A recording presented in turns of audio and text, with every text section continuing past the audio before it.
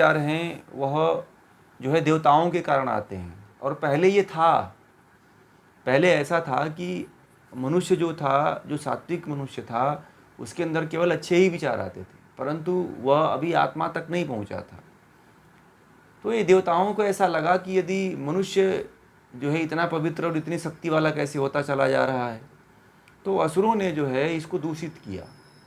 ठीक है, हमारे विचारों को, हमारे मन को, हमारी इंद्रियों को, वाणी को, इनको दूषित करने वाला असुर ही है।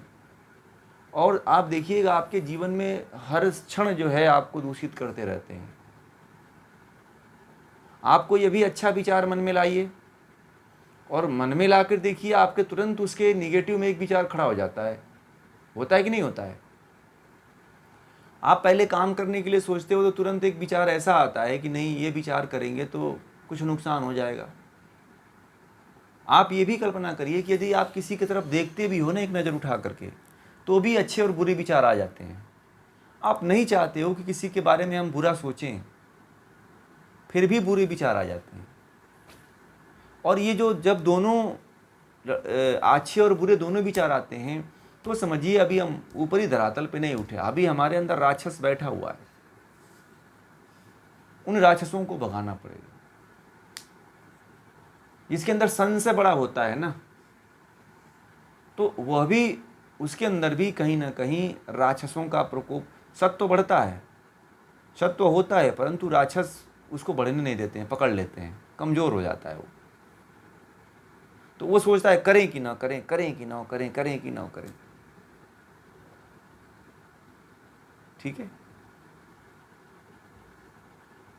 तो ये राक्षसों के कारण होता है ऐसा। जो हम अच्छे विचार लाते हैं, कुछ समय सोचते हैं कि चलो हम जो है उपनिषद पढ़ लेते हैं, फिर मन में आता है छोड़ो, बोरियत होता है, उपनिषद में कौन बैठे 1 घंटा।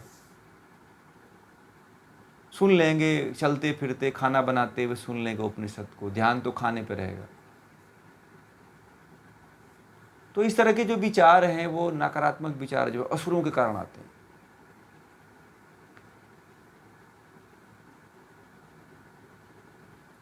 ठीक है, कोई भी आप काम करते हो जीवन में, आप देखना 2 विचार तो खड़े होते ही हैं। और इसीलिए आदमी को आ जाता है कि आदमी के मन में और भाव में एक राक्षस बैठा हुआ है। मनुष्य बार बार प्रतिज्ञा लेता है कि मैं ये काम नहीं करूंगा, और जैसे ही प्रतिज्ञा लेता है, राक्षस आकर के उसकी इस प्रतिज्ञा को भंग कर देते हैं। सोचा है आपने, आपके साथ घटित हुआ होगा, आप लोगों ने कभी अनुभव किया है? आज जैसे आपने मान लीजिए आपने ठाना कि आज मैं कम खाना खाऊंगा। ठीक, अभी आप लोगों ने कल्पना किया कि अब कम खाना खाएंगे आज से। तो जैसे ही आपने कहा कि कम खाना खाएंगे, वैसे बहुत बढ़िया अच्छा घर में खाना बन गया। तो और तो लो, और आपके घर में खाना भी बन गया, मेहमान भी आ गए। अब मेहमान आ गए तो उनके साथ खाना भी पड़ेगा, है कि नहीं? मेहमान भी आजकल बड़े चालाक होते हैं, जब तक आपको भी नहीं खिलाते तब तक वो भी नहीं खाते, सोचते हैं कि कुछ खाने में ना मिला हो। ठीक है, तो फिर आप उनके साथ देने के लिए उनको खाने लगते हो, और फिर भूल जाता है कि हमने तो आज निर्णय लिया था कि आज कम खाना खाएंगे, है ना? तो फिर आपस में पति पत्नी बात करते हैं, कुछ अच्छा बना लेते हैं भोजन, आज तो सारे भोजन बना लेते हैं। तब उस दिन पूरा अच्छा पकवान बन जाती है। फिर तो अब नियम अपने जगह पे गया, भाड़ में गया, तो जो खाया जाएगा फिर बाद में देखा जाएगा, है कि नहीं? जो होगा सो देखा जाएगा, फिर खा लो अब तो। बस उसके बाद आदमी टूट पड़ता है, यानी कि वही राक्षस टूटता है जो हमारे भीतर बैठा हुआ है, असुर। अब बहुत लोग कहते हैं कि मैं कई बार प्रतिज्ञा करता हूँ, ये हो ही नहीं पाता। मैंने कहा कि आपके अंदर राक्षस बैठा हुआ है। बोले कि हम तो कभी देखे ही नहीं। कुछ लोग तो ऐसे कहते हैं कि मैं कहता हूँ राक्षस बैठा है, तो बोलते हैं कि कोई तांत्रिक के पास इसका है क्या जुगाड़। मैंने कहा कि नहीं, ये तांत्रिक उंत्रिक के पास जाने से ठीक ही नहीं होगा। और बहुत लोग तो इसकी तांत्रिकों के पास जा करके इसका सोचते हैं कि इस तरह से मेरे पास जो समस्या हो रही है वो ठीक कर देगा, और कभी नहीं ठीक कर पाएगा वो। देव और असुरों का द्वंद्व तो आपके भीतर भी होता है और बाहर भी होगा, आप बच ही थोड़ पाओगे आप। नहीं बच पाओगे आप।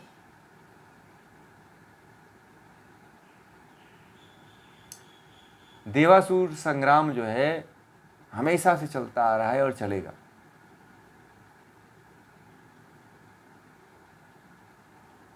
समझ रहे हैं? आप जब निर्णय कोई लेते हो कि आज मुझे जो है 2-4 घंटे पढ़ना है, अब जिस दिन आपने निर्णय लिया उस दिन पढ़ ही नहीं पाते हो, उस दिन रात में पहले ही सो जाते हो। आपने सोचा कि मुझे जो है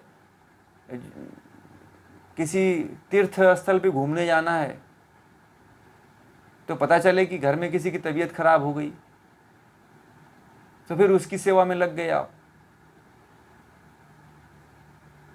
बच्चों का स्कूल आ गया तो बच्चों का परीक्षा है, तो बच्चों का एग्जाम है, फिर जा ही नहीं पाएंगे। ये तमाम तरह की समस्या, असुर ही हमारे भीतर खड़े होते हैं। उपनिषदकार यही तो बोल रहा है, सुर और असुर दोनों हैं हमारे भीतर। ठीक है ना? यही है सुर और असुर का। सुर और असुर को समझिए, वहां पे समझने से होगा कि ये जो इस तरह के जो नकारात्मक विचार जब आता है, जब आप पॉजिटिव सोचे ना, और आप एक संकल्प ले चुके हो और वो संकल्प न पूरा हो रहा हो, तो समझना कि हमारे अंदर राक्षस आज आ गया था। ठीक है? आपने कल कहा कि मैं जो है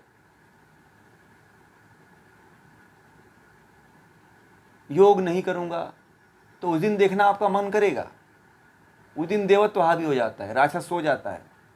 राक्षस को इसीलिए मन में कभी कभी ऐसा होता है कि मन को कभी मत कहिए। मन के सामने जो है, जो राक्षस है, कभी उसके सामने मत कहिए कि आज के बाद ये काम नहीं करना है। जब आप किसी से संबोधित करके किसी को कहते हो तो राक्षस हावी हो जाता है।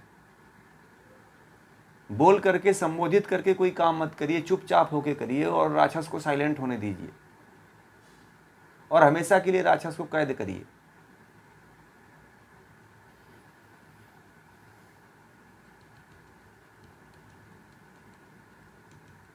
ठीक है ना? तो इस विषय